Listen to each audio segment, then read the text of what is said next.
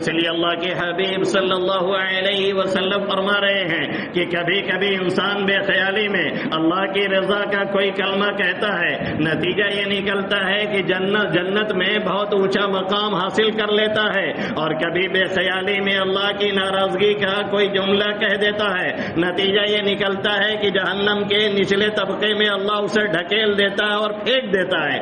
اس لیے ہمارے علماء نے لکھا ہے کہ پہلے سوچو پھر تولو پھر بولو، یہ نہیں کہ جو بھی زبان پہ آیا بس اسے بولنا شروع کر دیا اور آگے چلتا شروع کر دیا، یہ طریقہ ٹھیک نہیں ہے۔ حضرت عقبہ ابن عامر رضی اللہ تعالیٰ عنہ نے اللہ کے حبیب صلی اللہ علیہ وسلم سے پوچھا، من نجات یا رسول اللہ صلی اللہ علیہ وسلم، اے اللہ کے حبیب صلی اللہ علیہ وسلم نجات کا کیا طریقہ ہے؟ آقا مدنی صلی اللہ علیہ وسلم نے فرمایا، املک علیک لسانک، پہلا کام یہ کرنا ہے کہ زبان میں تالے لگانے ہیں، کنٹرول کرنا ہے اور زبان کو پابند بنانا ہے۔ املک علیک لسانک ولیسعک بیتک، اور گھر تمہارے لیے گنجائش رکھتا ہو، یعنی زیادہ گھر پہ رہو، بلا وجہ ادھر ادھر جا کر کے بیٹھکی مت کرو، مجلس لگاؤ گے تو کبھی غیبت ہوگی، کبھی بہتان ترازی ہوگی، کبھی کوئی اور گناہ ہوگا، کبھی کوئی اور مسئلہ کھڑا ہوگا، اس لیے زیادہ تر لوگوں سے بچ کر کے رہو۔ وَلِيَسَعْكَ بَيْتُكَ، آگے فرمایا وَابْكِ عَلَى خَطِيئَتِكَ، اپنے گناہوں پہ روتے رہو، اور رونا آئے نہ آئے تو رونے جیسی شکل بناؤ، اور کم سے کم ندامت کا اللہ کے سامنے اظہار کرو۔ ایک حدیث میں ترمذی شریف کی روایت ہے، حضرت انس بن نضر رضی اللہ تعالیٰ عنہ کے اللہ کے حبیب صلی اللہ علیہ وسلم نے فرمایا، کسی قوم پہ اللہ عذاب کا فیصلہ کر چکا ہوتا ہے اور عذاب ادھر سے چل رہا ہوتا ہے، لیکن کوئی ایک پوری قوم میں اللہ کے خوف سے رونے والا ہوتا ہے، جس کی وجہ سے پوری قوم سے عذاب الہی اٹھا لیا جاتا ہے۔ پہلے ہر گھر میں کوئی نہ کوئی اللہ کے خوف سے رونے والا بندہ کسی کونے میں کسی تنہائی میں رہا کرتا تھا جو روتا تھا اور عذاب الہی کو ٹالنے کا ذریعہ بنتا تھا۔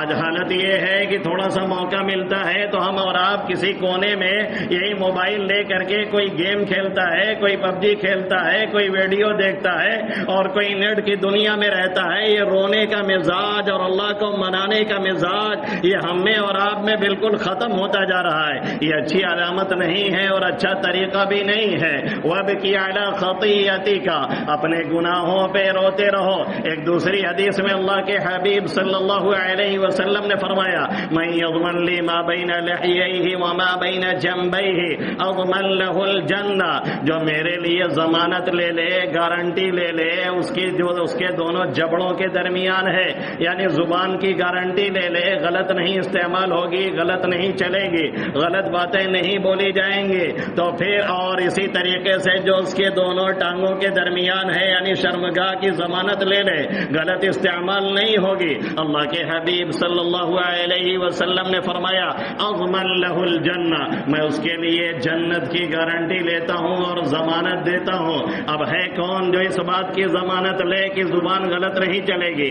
ہے کون جو اس بات کی ضمانت دے کہ شرمگاہ غلط نہیں استعمال ہوگی؟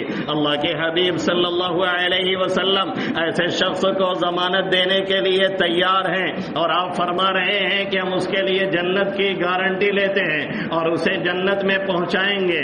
اور ایک مرتبہ دوران سفر حضرت معاذ بن جبل رضی اللہ تعالیٰ عنہ کہتے ہیں، میں آقا کے قریب ہوا اور میں نے کہا، آپ کچھ نصیحت کیجیے اور کچھ ایسی باتیں بتلائیے جسے جو مجھے جنت کے قریب کریں اور جہنم سے دور کریں۔ دلنی علی عمل اذا انا عملتہ دخلت الجنہ، یہ صحابہ کرام کا عام معمول تھا اور مزاج تھا۔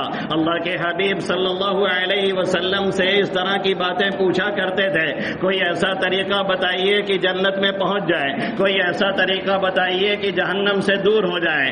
اب ہم کسی مولوی سے، کسی ایسے شخص سے قریب ہوتے ہیں تو ہم اس سے پوچھتے ہیں کہ کوئی ایسی تعویذ بتا دیجیے کہ ہمارا کام بیٹھے بیٹھائے سب ہو جائے۔ ہم اسی تعویذ کے چکر میں رہتے ہیں اور وہ تعویذ دینے والا خود اسی چکر میں رہتا ہے، کوئی گراہک ملے تو اس کو مرغا بنایا جائے، لوگوں کے تنگ آ کر کے اور پریشانیوں میں گھر کر کے جو اسی کو پیشہ بناتا ہے، لوگ اسی سے روزگار کی تعویذ لینے چلے جاتے ہیں کہ ہماری دکانیاں چلنے لگے۔ اس کی دکان خود اسی پہ منحصر ہے کہ آپ آئیں اور آپ جاتے ہیں اپنے اپنے لیے تعویذ لینے کے لیے کہ ہماری دکان چلنے لگے.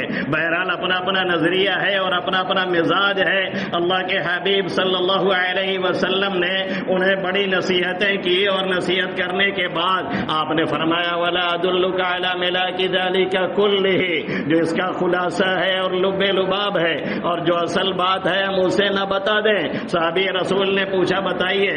اقامدنی صلی اللہ علیہ وسلم نے اپنی زبان اپنے ہاتھ سے پکڑ لی. حضرت معاذ کہتے ہیں کیا اس زبان کی وجہ سے بھی مسئلہ کھڑا ہوگا؟ اقامدنی صلی اللہ علیہ وسلم نے فرمایا هل يكب الناس في النار على وجوههم الا حصائد السنتهم، بہت سے لوگوں کو جہنم میں اسی زبان کے کالے کرتوت کی وجہ سے اوندھے منہ ڈالا جائے گا، چہرے کے بل گھسیٹ کر کے جہنم میں ڈال دیا جائے گا. اسی وجہ سے جب صبح ہوتی ہے آقا مدنی صلی اللہ علیہ وسلم نے فرمایا فإن الأعضاء كلها تكفر اللسان تقول اتق الله فينا، جب صبح ہوتی ہے تو تمام اعضاء زبان سے درخواست کرتے ہیں اور کہتے ہیں ہمارے بارے میں اللہ سے ڈر کے رہنا اور ہمارے بارے میں اللہ سے بچ کر کے رہنا. فإنما نحن بك، اس لیے کہ ہمارا سارا معاملہ تم سے ہی متعلق ہے. فإن استقمت استقمنا وإن اعوججت اعوججنا، اگر تو ٹھیک رہی تو ہم بھی ٹھیک رہیں گے اور اگر تو ٹیڑھی ہوئی تو ہم بھی ٹیڑھے ہوں گے. اور زبان کی حالت یہ ہے کہ اچھا بول دیتی ہے تو معاملہ سب سنور جاتا ہے اور اگر گڑبڑ بول دیا تو لب سے نکل کر کے کہہ کے اندر چلی جاتی ہے. اب پتہ چلا مار ہو رہی ہے، کسی کا سر پھوٹ رہا ہے، کسی کا ہاتھ ٹوٹ رہا ہے، کسی کی ٹانگ ٹوٹ رہی ہے اور آپ نے کبھی نہیں سنا ہوگا کہ مار ہو رہی تھی تو زبان کٹ گئی. زبان بول کر کے اپنا دھیرے سے اندر ہو جاتی ہے. باقی اس کے بعد کسی کا سر پھوٹتا ہے، کسی کا ہاتھ ٹوٹتا ہے، کسی کا پیر ٹوٹتا ہے. اس لیے کہہ رہے ہیں کہ زبان ہی سردار ہے اور زبان ہی سے سارے معاملات طے ہوتے ہیں. ایک چھوٹا سا واقعہ کوٹ کر کے بات ختم کروں. اور بادشاہ وقت نے خواب دیکھا اور خواب میں اس نے یہ دیکھا کہ ہمارے سارے دانت گر گئے ہیں. تو اس نے ایک معبر کو، تعبیر دینے والے کو بلایا اور کہا کہ ہمارے اس خواب کی تعبیر کیا ہوگی اور اس کا مطلب کیا ہوگا. معبر جو ہے تھوڑا سا سکپکا گیا اور الیاذ باللہ اور اعوذ باللہ پڑھنے لگا. بادشاہ وقت نے پوچھا کیا ہوا؟ اس نے کہنے لگا، اس نے کہا یہ تو بڑا خطرناک خواب ہے. کہا کیا ہوا؟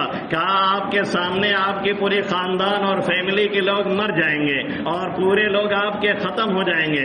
بادشاہ نے کہا تو بڑا کمینہ معلوم ہوتا ہے. پکڑ کر کے خوب کٹوایا اور اس کے بعد قتل کروا دیا. کہا دوسرے معبر کو بلاؤ. دوسرا تعبیر دینے والا آیا اور اس نے کہا مسکراتے ہوئے ارے خوشی کی بات ہے، یہ تو سراسر خیر ہے اور بہت عمدہ خواب ہے. اس نے پوچھا اس کی تعبیر کیا ہے؟ اس نے دانت چیارتے ہوئے کہا اس کی تعبیر یہ ہے کہ آپ اپنی خاندان میں سب سے زیادہ عمر پائیں گے اور سب سے زیادہ زندہ رہیں گے اور آپ کی بادشاہت پوری زندگی رہے گی. بادشاہ نے اسے انعام سے نوازا اور بڑا اکرام کیا. دونوں نے باتیں ایک ہی کہی ہیں، کہنے کا طرز الگ ہے، کہنے کا طریقہ الگ ہے، زبان کے چلانے کا طریقہ الگ ہے. اس لیے پہلے کو قتل کر دیا گیا اور دوسرے کو انعام سے نوازا گیا. اس لیے ہمارے اوپر بھی یہ لازم اور ضروری ہے کہ ہم اپنی زبان کی حفاظت اور نگرانی کریں اور دیکھ ریکھ کریں اور اس کو سنوارنے کی، سدھارنے کی کوشش کریں. اور یہ بھی تجربہ ہے کہ ایسے سنورتی سدھرتی نہیں جب تک کسی اللہ والے کی جوتی نہ سیدھی کی جائے، جب تک وہ لوگ جنہوں نے اس پر قابو پا لیا ہے ان کا ساتھ نہ اختیار کیا جائے تب تک عام طور پہ بات بنتی نہیں ہے.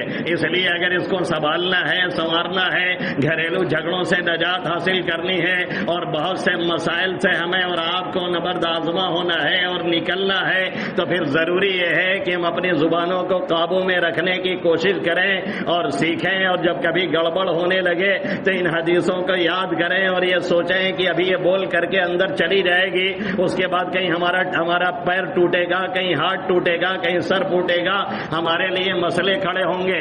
اس لیے زبان کو قابو میں رکھنے کی کوشش کریں اور ان حدیثوں کو ذہن میں رکھیں تو انشاءاللہ تعالی بہت فائدہ ہوگا. اللہ ان چند باتوں پہ سب سے پہلے مجھے اور سبھی حضرات کو عمل کی توفیق نصیب فرمائے. آمین یا رب العالمین. وما علینا الا البلاغ المبین.